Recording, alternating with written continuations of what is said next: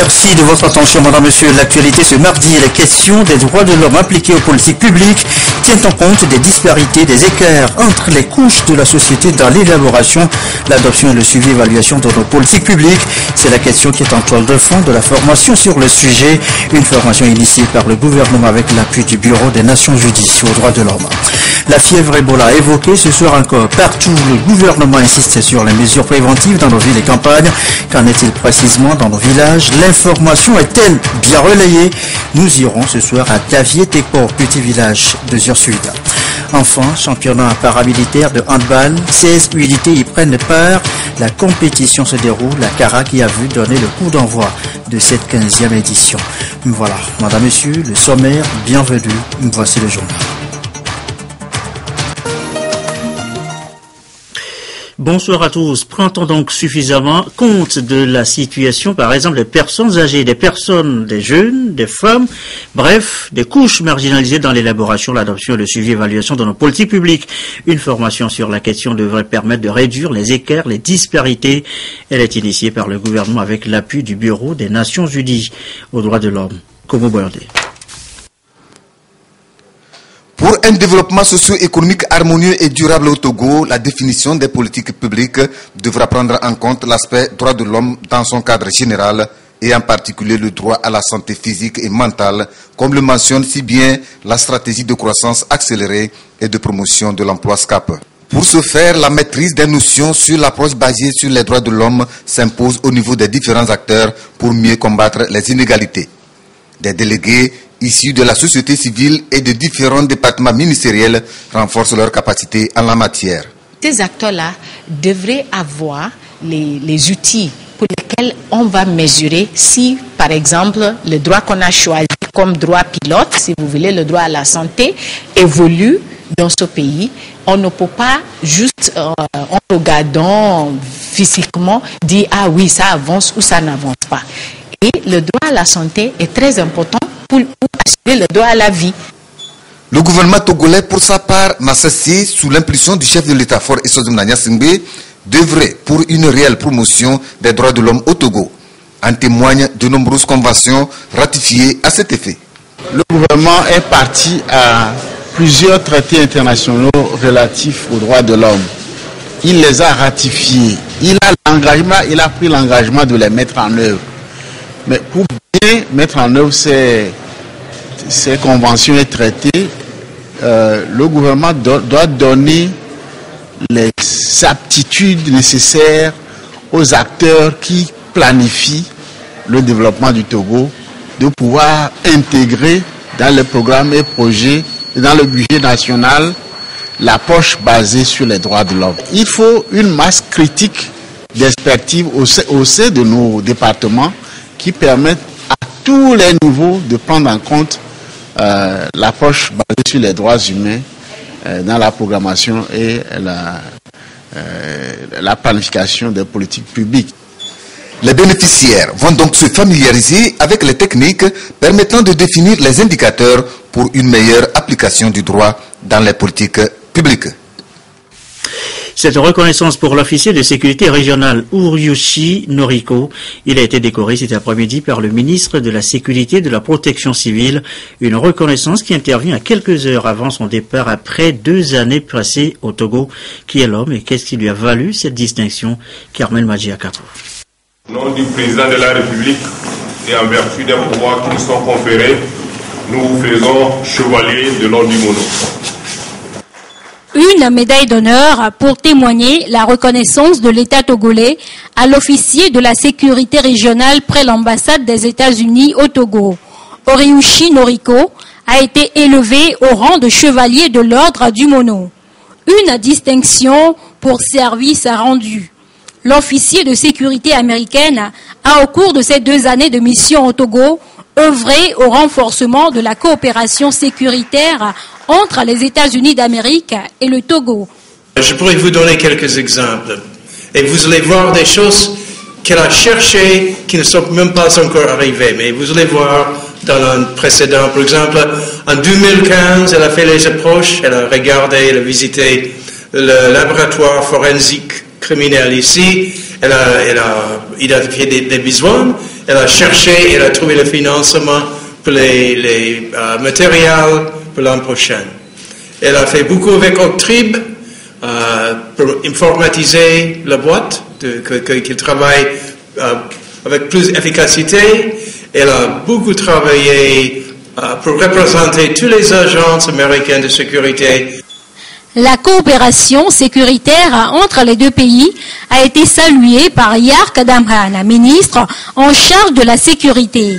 Il a rendu tout le mérite à Oreushi Noriko pour ses initiatives en matière de sécurité au Togo. Depuis environ 2 ans, nous avons assisté à une diversification et à un renforcement des prestations de services des États-Unis d'Amérique au profit des services de sécurité togolais. Dans cet ordre, il faut mentionner que plusieurs actions, notamment la formation des personnels, les dons en équipement et matériel, puis l'assistance technique aux unités au cours d'investigations pointues, ont été les axes forts qui ont caractérisé ces relations bilatérales.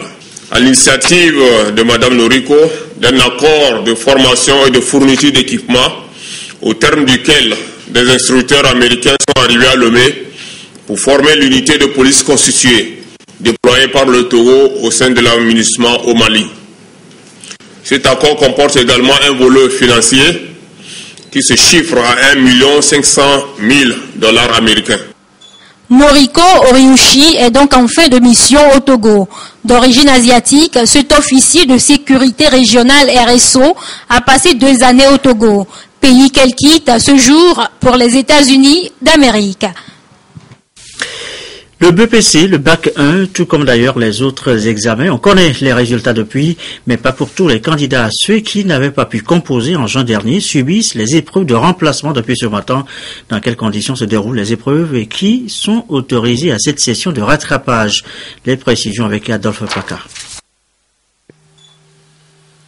Lycée de Tokoin 2, l'unique centre qui abrite la session du remplacement du BPC et du bac 2. Ils sont 7 heures. Les candidats venus de toutes les régions du pays débutent avec la toute première épreuve, le français.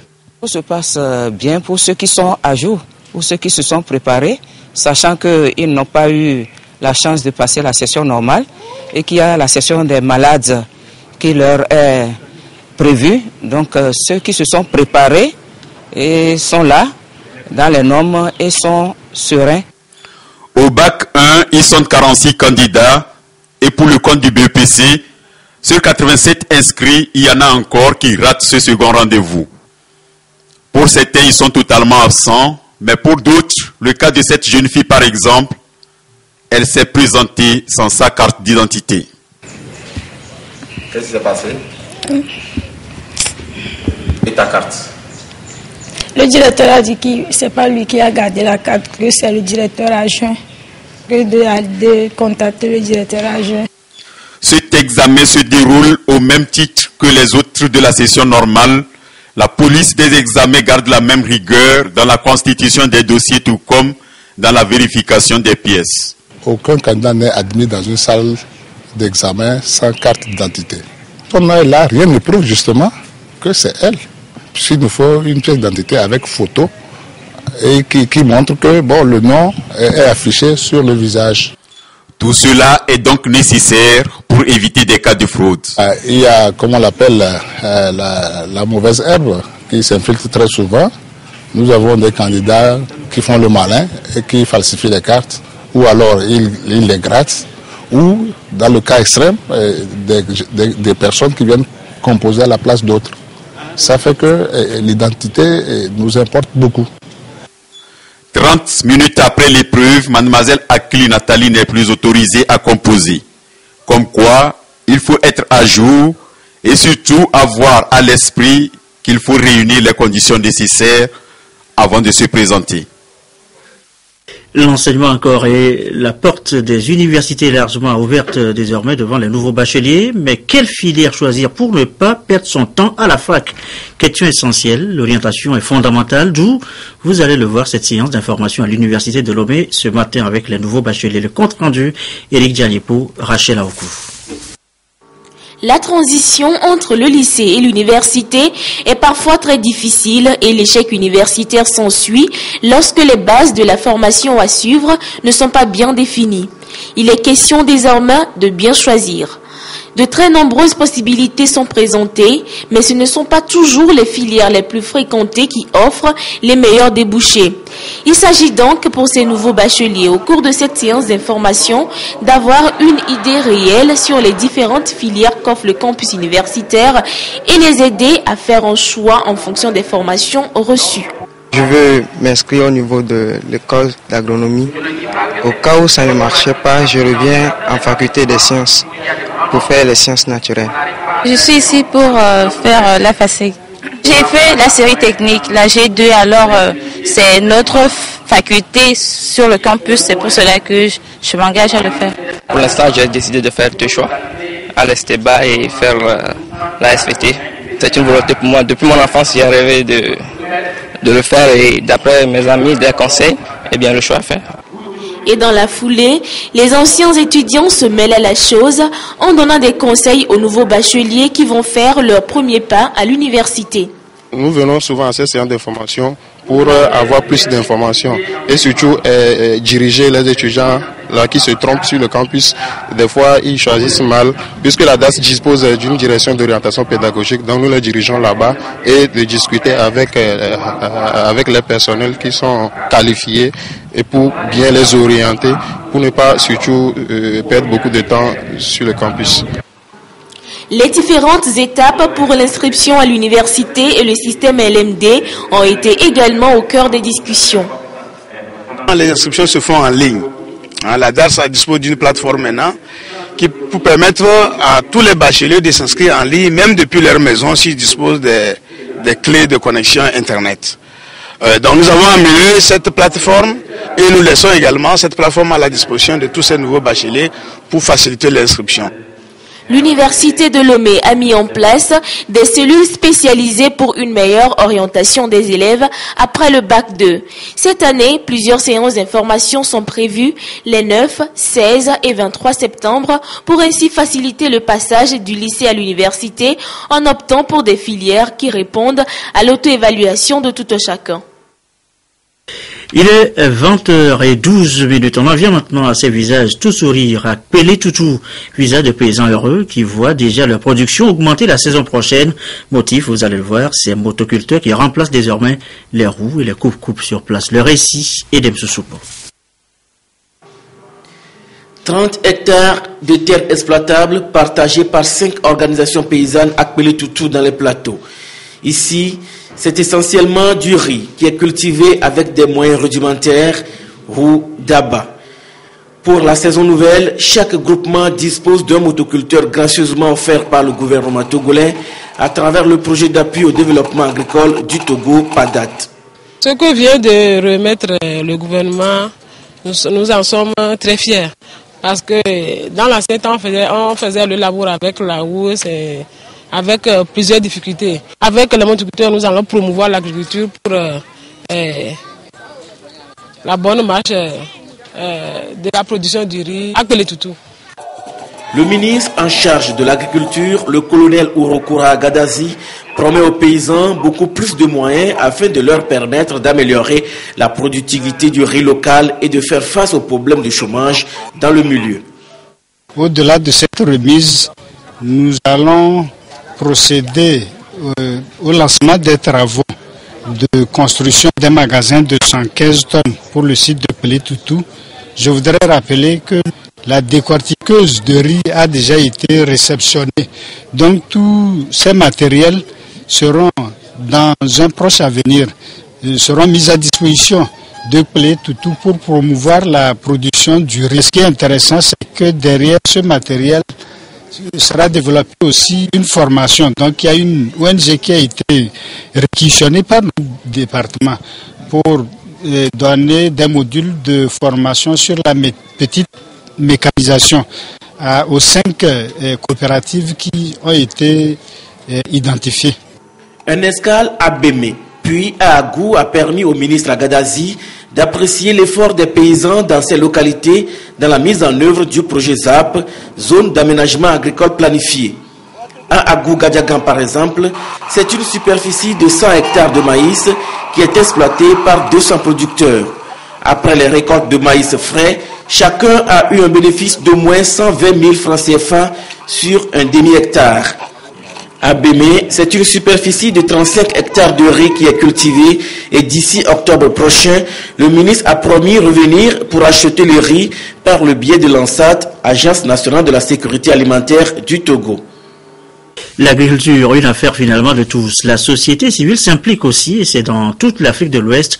Elle plaide pour la promotion de l'agriculture familiale et la sécurité alimentaire. Une rencontre a lieu d'ailleurs à Lomé en ce mois à cet effet. Charlotte Moussime. Au cœur des débats de cette rencontre régionale, les questions agricoles. C'est plus qu'un impératif pour les acteurs impliqués de relever le défi de la promotion de l'agriculture familiale et de la sécurité alimentaire. Ici réunis à Lomé, la trentaine de participants représentant les plateformes et réseaux nationaux, membres de la plateforme des organisations de la Société civile d'Afrique de l'Ouest, POSCAO, se concertent sur le processus ECOWAP-PDDA et la préparation de la participation de la société civile au dialogue inclusif dans le cadre de l'Alliance globale pour les initiatives de résilience AGIR. Nous allons profiter de cette évaluation pour nous préparer également à accompagner les acteurs étatiques dans la formulation des priorités de résilience au niveau de nos pays, afin que les populations soient mieux outillées pour faire face aux éventuelles crises alimentaires dans notre région. La POSCAO, depuis sa mise en place en 2008, a enregistré nombre de prouesses dans le secteur agricole. Elle œuvre aux côtés des institutions pour nouer des partenariats, veiller à la politique commerciale pour le commerce extérieur et appuyer ses États membres à développer des programmes nationaux d'investissement agricole. Les efforts consentis ont donné des résultats encourageants au plan économique. Le Togo en est un exemple. Le Togo a fait des pas, des grands pas. Et le Togo aussi est le premier pays qui a en tout cas enregistré de très bons résultats. De 3,2, on est à 5,8 si je ne me trompe pas. C'est déjà une avancée. Et aujourd'hui, le Togo est excédentaire dans certaines céréales, par exemple le maïs. C'est déjà quelque chose. Il revient donc à ces acteurs de définir d'autres mesures idoines pouvant les aider à améliorer la productivité et ainsi augmenter la production agricole afin de sortir définitivement la sous-région des crises alimentaires. Infomédia, pour poursuivre cette édition, la télévision togolaise inaugure avec vous demain un nouveau rendez-vous. Demain mercredi, après le journal de 20h, le contribuable. Eh bien, c'est le nom de ce nouveau magazine. On y parlera fiscalité. Le premier numéro est consacré aux impôts et taxes avec les responsables de l'Office togolais des recettes. Un aperçu dans ce reportage de Nadège Nania, l'un des animateurs. Le gouvernement togolais s'est engagé depuis quelques années à asseoir des bases d'imposition indispensables à un développement économique durable, ce qui nécessite des systèmes fiscaux plus solides et un civisme fiscal participatif. Le contribuable, un nouveau magazine sur les impôts et les taxes, est aujourd'hui la voie indiquée pour éduquer et sensibiliser les opérateurs économiques au civisme fiscal en leur donnant toutes les informations utiles sur la politique fiscale. Cette démarche qui se veut inclusive va permettre à tous les acteurs à travers le magazine Le Contribuable de suivre tout ce qui a trait à l'OTR, l'Office togolais des recettes. Des reportages, des messages de sensibilisation, des informations en bref, avec à la clé des invités et bien évidemment des jeux seront entre autres rubriques de ce magazine. Et c'est dans ce décor que vous sera présenté le magazine Le Contribuable, une émission à suivre tous les mercredis après le journal de 20h sur la télévision togolaise. On sera au rendez-vous dès demain, mercredi, après le journal de 20h. À signaler également que le CONAP, le Conseil national des patrons de presse, vient de lancer de son côté son site web, le www.conap.com, un site relayé par un magazine. Les objectifs, Kate Mobopo.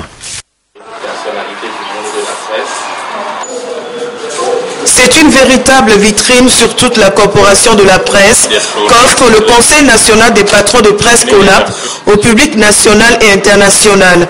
Le double lancement du site web, le www.conap-togo.com et du trimestriel CONAP Mag en est une illustration.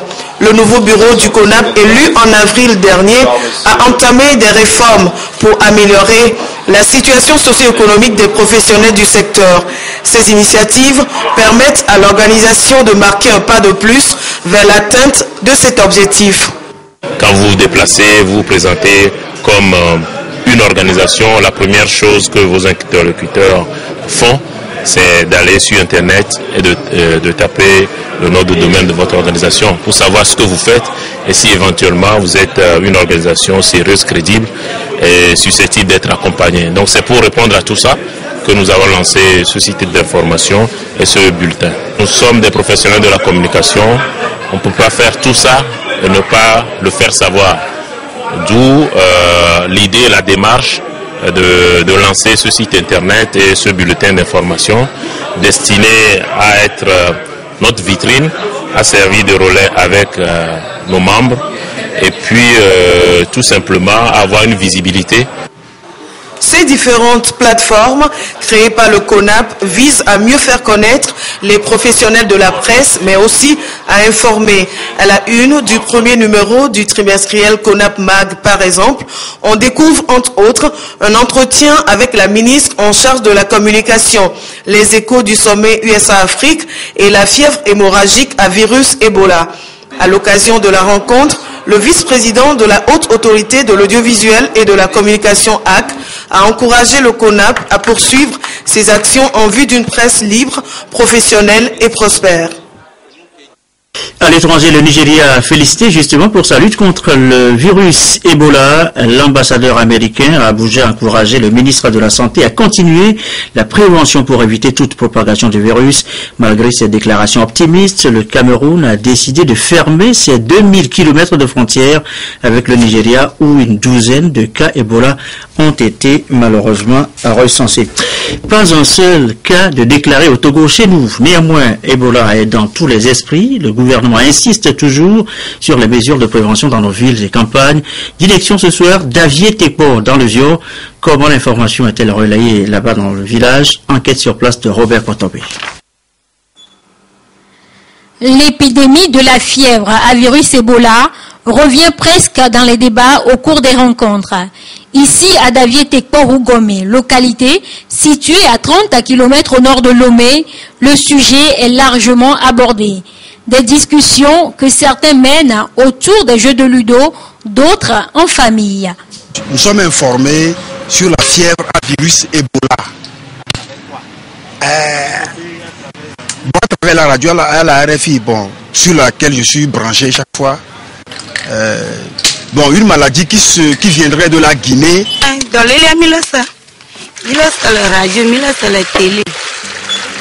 Nous entendons parler de la maladie à la radio et à la télévision.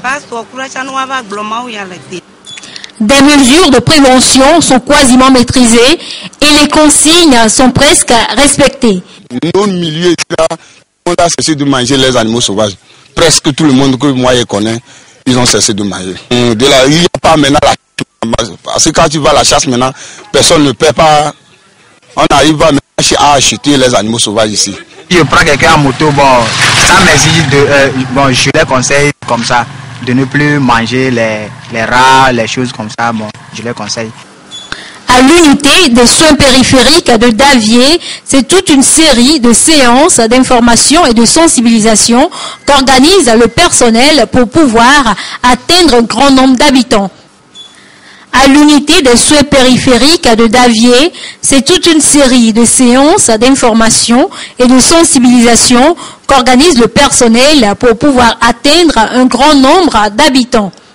Bon, tu peux nous dire quelque chose concernant l'Ebola? Moi, j'ai appris sur les antennes. Il y a une maladie qui tue tant de gens. Et on nous a fait montrer aussi les gens là. Donc, quand la maladie là, tu commences par saigner.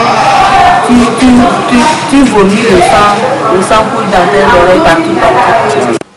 L'on insiste ici sur le respect des règles élémentaires d'hygiène et la nécessité d'éviter surtout la consommation des animaux sauvages. On les a refusés, on leur a dit de ne pas consommer les animaux sauvages tels que le singe, les rats, les chauves-souris, les rats, les aboutis, tout ça là, les perdrix, les volailles, tout ça là qui sont dans la brousse, de les éviter.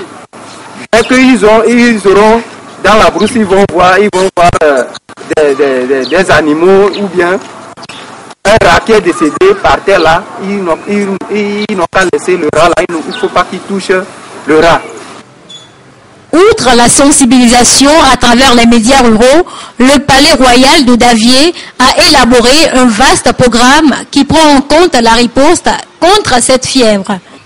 Togo a invité des gens le samedi, les chefs traditionnels, les chefs quartiers, pour pouvoir les mobiliser de ça ici. Et on invite souvent les chefs quartiers, et les chefs quartiers sont informés, ils s'en vont pour expliquer ça aux gens de leur quartier.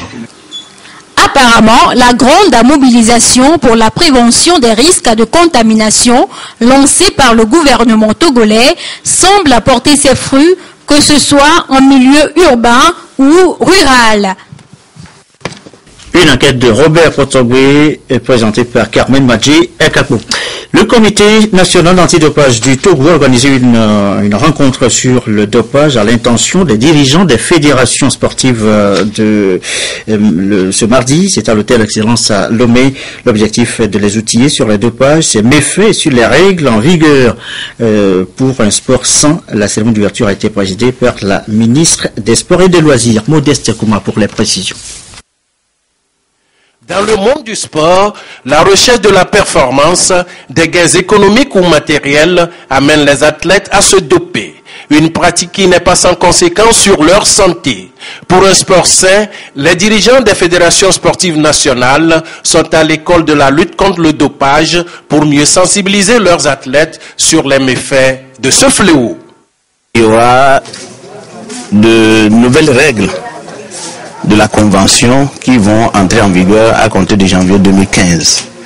Et donc, les fédérations, les dirigeants des fédérations et les directeurs techniques gérant les athlètes, nous avons jugé opportun de faire une formation en faveur de ces dirigeants des fédérations sportives pour qu'ils se prêtent à des tests inopinés que le CNAD pourra mener en collaboration avec l'Agence mondiale antidopage sur des athlètes hors compétition, pendant la compétition ou après la compétition. Nous allons essayer de développer, n'est-ce pas, le contrôle du dopage, parce que nous avons 2 ACD qui ont été formés par l'ORAD ici au Togo. Ils vont développer, n'est-ce pas, le contrôle antidopage.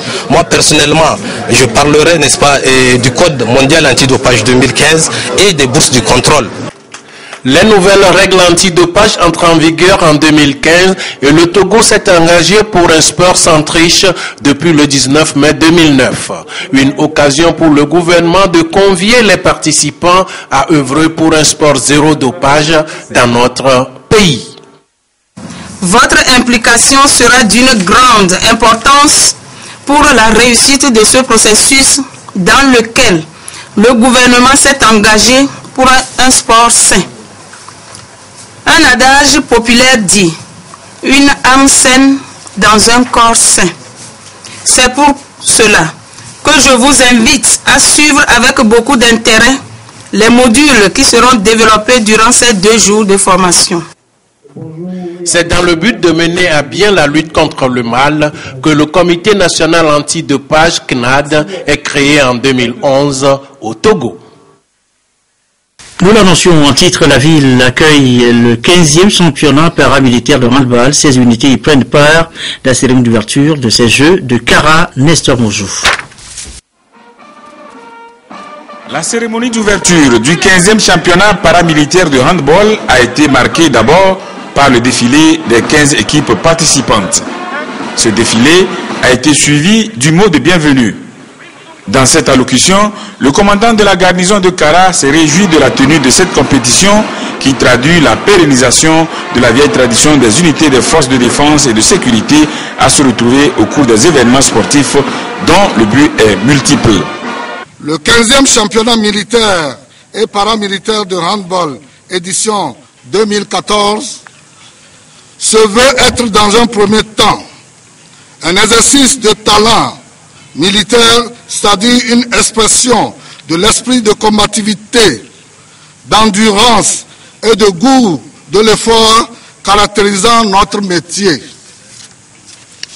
Ensuite, il se veut une digne fenêtre sur la cohésion et le sentiment d'appartenance à la famille des forces de défense et de sécurité, une tradition littérale de l'esprit d'honneur, de solidarité et de camaraderie. L'autre temps fort de cette cérémonie fut l'intervention du chef d'état-major de l'armée de terre. Le CEMAT a exhorté les compétiteurs au fair play. Je vous demande d'être animés de détermination, de la volonté de vaincre. Mais tout cela n'aura un sens que si ces éléments sont enrobés du respect des règles du jeu et du sens de fair play. Vous devez bannir tout instinct d'agressivité, de violence et n'avoir à l'esprit que la résolution de vous illustrer par vos talents en faisant preuve de persévérance, de maîtrise de soi, qui sont les qualités d'un bon sportif et partant un bon militaire. Le handball est réputé pour développer l'esprit d'équipe. Il n'en développe pas moins les individualités. Ces allocutions ont été entrecoupées par deux exercices. Le premier, la TIOR, technique d'intervention opérationnelle rapprochée, est utilisée lorsque le militaire se retrouve sans armes. Le deuxième est le OS, l'ordre serré, un mouvement de cohésion rythmé permettant un ordre dans un commandement. C'est à la suite de tout ceci que le premier match a été joué. Il a opposé le régiment parachutiste commando RPC en rouge au régiment de soutien et d'appui RSA. Le RPC a corrigé le RSA par un score de 26 contre 12. Le RPC et le RSA sont dans la poule C avec le RBRA et le 3e RIA. Dans la poule A, on retrouve la gendarmerie nationale, la douane et le 4e RIA. La poule B est composée de la marine nationale, du corps des sapeurs-pompiers, du 2e RI et de la police. Le RCGP, le 1er RI, la FIR et l'armée de l'air se retrouvent dans la poule D. Quelques communiqués avant de boucler assez rapidement cette édition. Communiqué dans le cadre du programme Vacances utiles et citoyennes, édition 2014, le ministère du Développement à la base, de l'artisanat, de la jeunesse et de l'emploi des jeunes se propose d'organiser des journées éducatives à l'endroit des lauréats du Bac 1, session de 2014. Cette activité qui concerne les premiers par série de chaque centre d'écrit se déroulera à Kara du 28 au 30 août 2014. Elle sera meublée par des communications sur divers thèmes et des visites de sites touristiques ou historiques dans la région.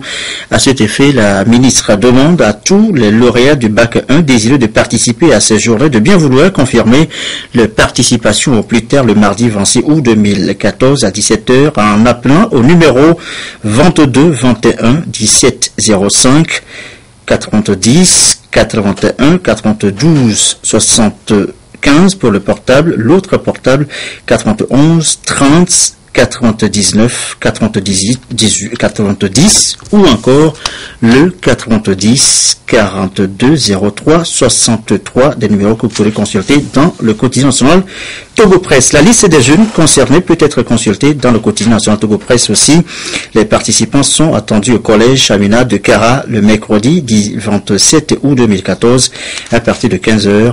Les frais de transport aller-retour seront remboursés aux jeunes conformément aux tarifs en vigueur et suivant le lieu de provenance. Autre communiqué, celui du directeur par intérim du Fonds d'aide à la culture qui informe tous les promoteurs et acteurs culturel, ainsi que tous les artistes qui désirent soumettre des dossiers de demande de financement au fonds pour le compte de l'année en cours, que la date de clôture de dépôt de dossier préalablement fixée au 20 août est prorogée au 5 septembre 2014 à 17h30. Enfin, la direction générale de la compagnie Énergie électrique du Togo informe son aimable clientèle qu'en raison des travaux de maintenance sur ces ouvrages électriques à Lomé, la fourniture du courant électrique sera interrompue dans la zone suivant le programme. Et si après, je vous donne donc tous ces programmes, mercredi 20 août 2014 de 8h à 17h, jeudi de 8h30 à 14h, vendredi 22 août de 8h30 à 14h également, et dimanche 24 août de 9h à 14h. Vous pourriez consulter les quartiers concernés également dans le quotidien national Togo Presse. La direction générale présente ses excuses aux clients des zones concernées par le désagrément et la remercie pour leur compréhension et leur fidélité. Fin donc de cette édition du soir. On se quitte sur les images de ces élèves candidats à la séance de rattrapage du BPC du Bac 1. Ils subissent les épreuves depuis ce matin dans un centre unique à Lomé. Tout se passe bien d'après le reportage d'Adolphe Paca, diffusé donc dans ce journal qui s'achève donc ainsi. Nos programmes ce soir, la météo, Cléo Sabine Poko, juste après le journal, 20h50, le journal de l'économie. Vous suivrez ce soir ce journal qui sera consacré à l'analyse des résultats du sommet États-Unis-Afrique, 2 semaines après les efforts de la commission de l'UEMOA qui entend accompagner les acteurs agricoles de l'étape de la production à celle de la transformation.